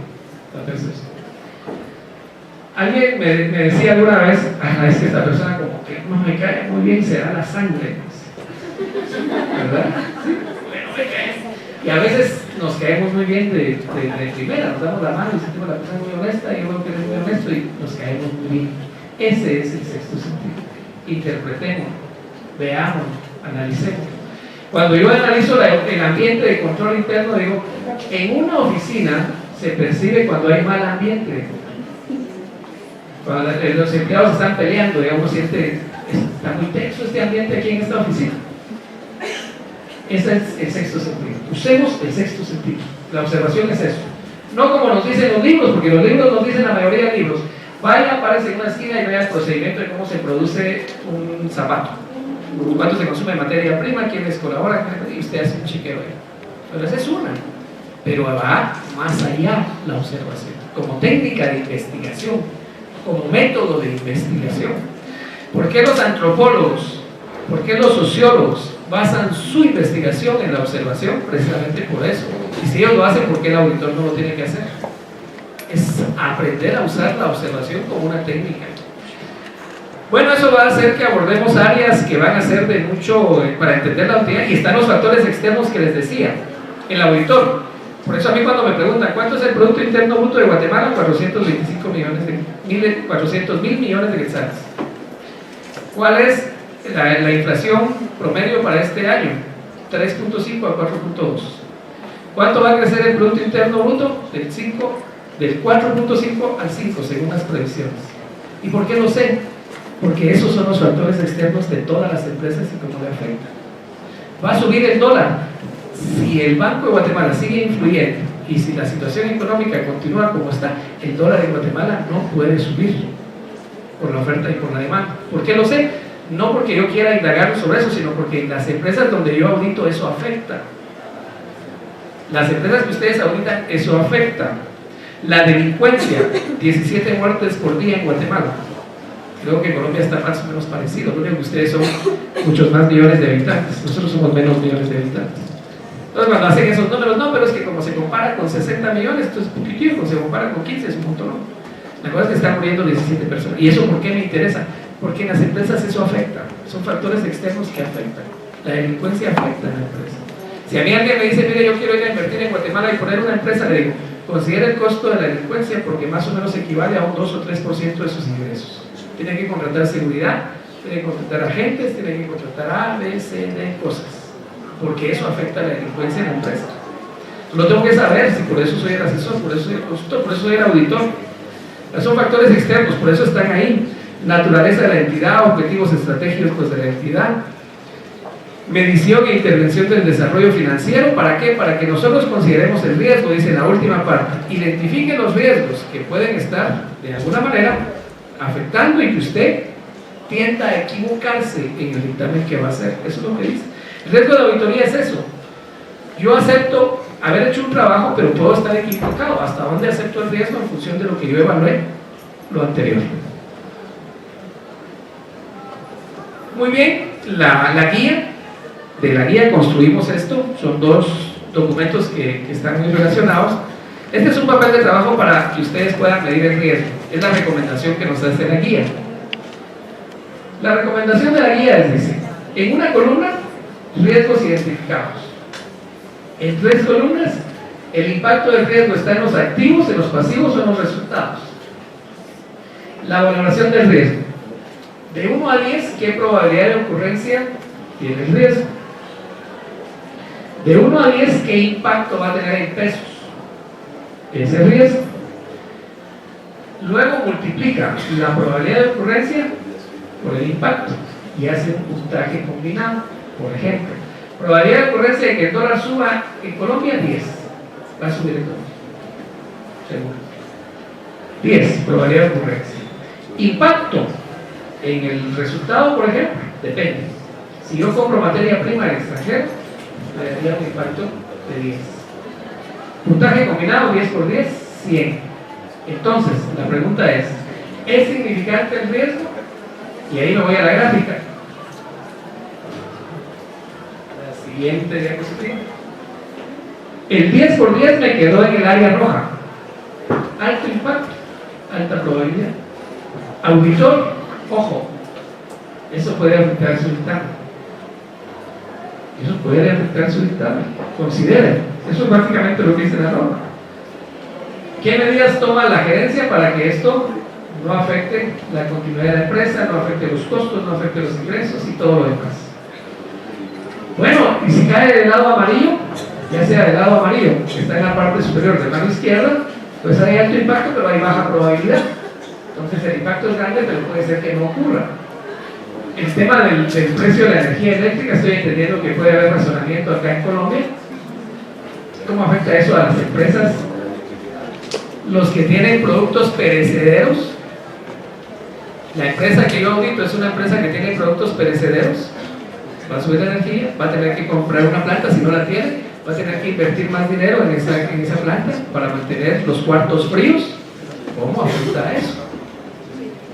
Bueno, eso es el riesgo, y ahí podemos listar cada empresa, cada negocio, cada entidad tiene diversos, diferentes riesgos. El auditor los tiene que ver a partir de esa perspectiva. Y lo bueno de la gráfica es que le permite a uno tener una visión bastante clara, ¿verdad? Lo que se grafica es más fácil de entender. Eso es básicamente.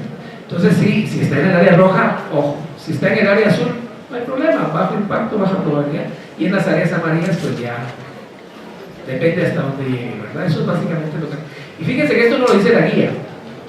Es una guía para interpretar las normas internacionales. Porque si ustedes leen la norma internacional, no les dice esto del riesgo. Solo dice hay que evaluar el riesgo, ¿verdad? Por eso digo yo que las normas las hicieron y en la traducción al español a veces hay palabras que no están muy bien colocadas y ya uno interpreta mal. La guía nos viene a ayudar a eso, a entender las normas. Bueno, la guía también tiene ahí ese ciclo que es el ciclo del control interno. Dice, el objetivo de la información financiera es confiabilidad. Para eso tiene que haber un ambiente de control adecuado con un nivel alto. Una valoración del riesgo y estimación del impacto del riesgo en un nivel alto. Un sistema de información apropiado en un nivel alto. Actividades de control en un nivel alto. Monitoreo, auditoría interna, auditoría externa en un nivel alto. ¿Para qué? Para que el riesgo inherente sea bajo, el riesgo de control sea bajo, el riesgo de detección sea bajo. Si tenemos riesgo inherente bajo, riesgo de control bajo, riesgo de detección bajo, hay riesgo de auditoría insignificante. Si el riesgo inherente es muy alto, el riesgo de auditoría también lo es. Entonces, básicamente es la norma que me dice: mida el nivel de control interno, utilice características tales como nivel de control medio, bajo o alto. Se ve inmensamente por esta gran enseñanza que nos ha dejado. Somos artífices de nuestras vidas y más que de nuestras vidas, de la vida de un país. Esa fue la lección que nos dejó. Muchísimas gracias. Bienvenido a su Casa Colombia y a la Corporación Universitaria Republicana. Muchas gracias.